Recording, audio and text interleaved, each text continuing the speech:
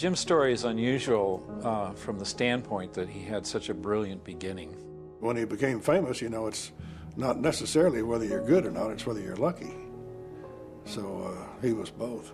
The second thing that's rather unusual is that Jim walked away from his career in 1970 when he was really on top of it.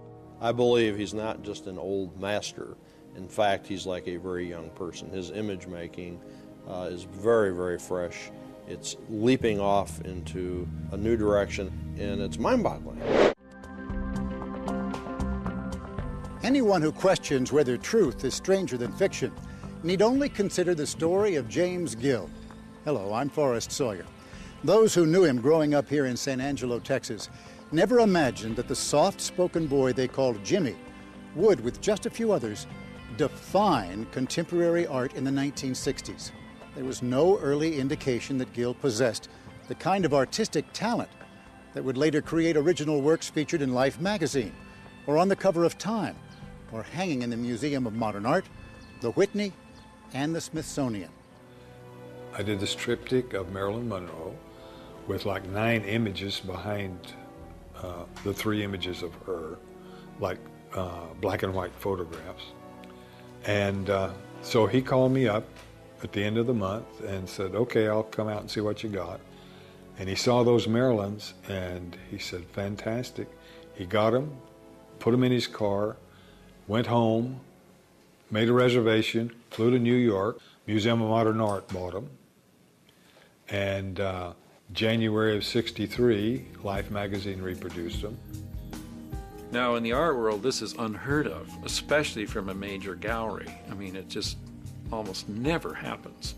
And it was the only time that Felix Landau ever did that an artist walked in off the street, unannounced, with no idea who this person was, and Felix immediately took him on. A month later, he signed him up for the gallery, immediately started dealing his work. So I went from a country bumpkin to kind of a lot of fame and movie stars and everything within 2 months. Now, at the Sao Paulo, in the exhibit where, I'm just looking at some of the names that were there. You got James Gill, Robert Indiana, Jasper Johns, Roy Lichtenstein, Claes Oldenburg, Robert Rauschenberg, James Rosenquist, Ed Ruscha, and Andy Warhol, all in one exhibition. Right. That's astonishing. Right. And that was before everyone's fame took off. That was kind of a major show in a way. Did you know that then? Yeah, kind of. I was really, really proud that I'd been chosen for that, because there was the top 20 artists of the United States, and I was one of them.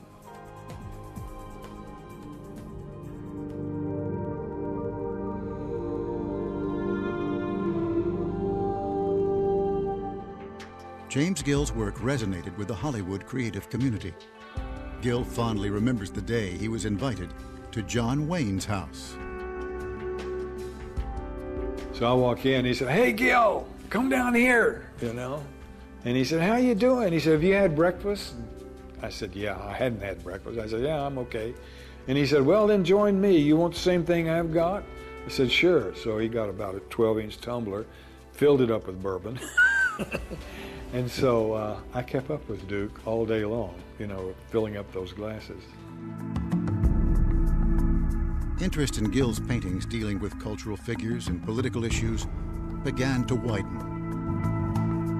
And so he was quickly sought after by other museums, curators in the country, from the Chicago Art Institute, from the Whitney Museum. Other places were starting to pay attention, and when their acquisition budgets could afford to do so, they would contact Felix Landau. We want a Jim Gill in our collection. And once you're knighted by the experts as being a key player in this world of contemporary art, the other museums follow suit. And that happened to Jim. So in 1970, at the height of his career, Gill decided to leave the city that had catapulted him to national and international acclaim. I think the fast lane at a certain point did him in. So I think psychologically he needed to move away from it. just literally dropped out of the art world. Had a garage sale, sold his paintings, which infuriated, of course, Felix Landau, who had been supporting him all these years. I mean, Jim just hit a wall and said, "That's it, I'm out of here." I came to the conclusion about something. All of these people that I was meeting, that were rich and famous, were not happy, you know. And the artist, you know, you look at how many artists were happy. Van Gogh, very few happy artists. I thought, well, you know, what I want to do is to be happy. It's not the fame that makes you happy. It's not the money that makes you happy. It's just being in tune with your life, whatever you're doing.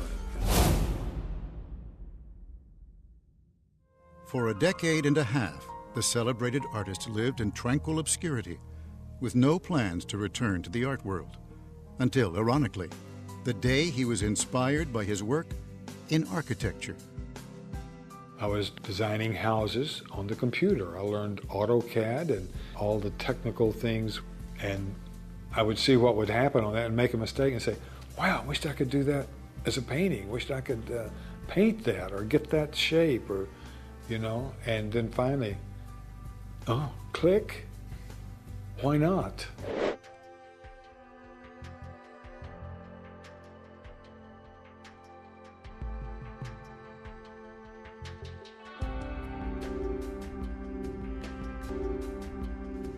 One of the things that I've really been working on the last 5 or 6 years is trying to merge portraiture and abstract, because I love both of the paintings.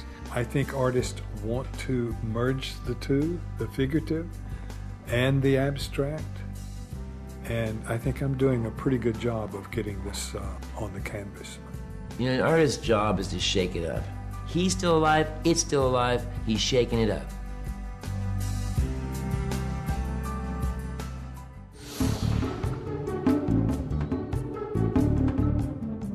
I'm very pleased with the new work, and it hasn't been seen much yet, but I think it definitely will be.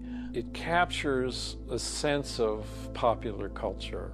It doesn't just render it in a flat way. His sense of color, his sense of a subject, his ability to render, to draw, his sensitivity to color and to design is very strong, and I think that's why he's important.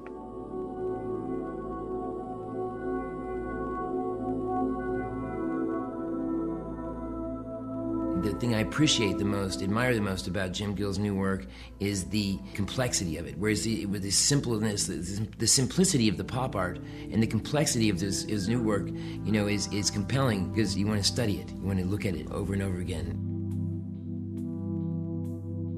Is it fair to say that in a way you've become freed, that you're not attached to ideas, and therefore your images, your colors, your sense of shape, of line, can rise to the front? It can go anywhere. There are no rules to what's on that canvas.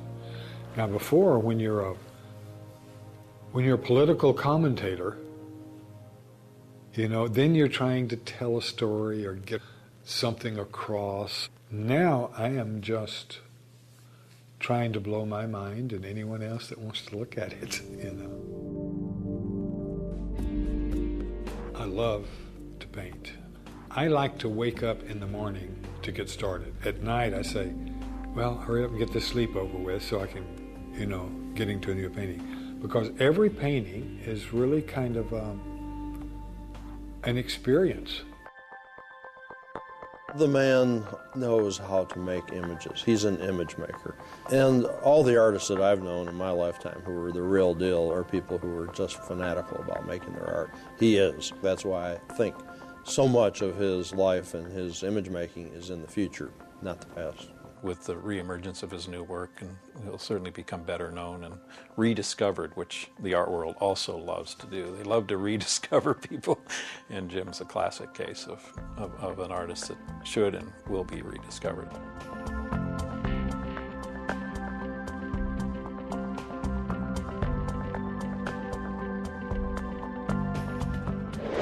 While others predict big things for James Gill, he says he's just happy to be back in San Angelo, doing what he loves. So Jim Gill has come home. Yeah, definitely. Period. Period. Yeah. Not going away again. You never know what's going to happen. I mean, with my life, I don't know where I will be 5 years from now. But for right now, I'm right here.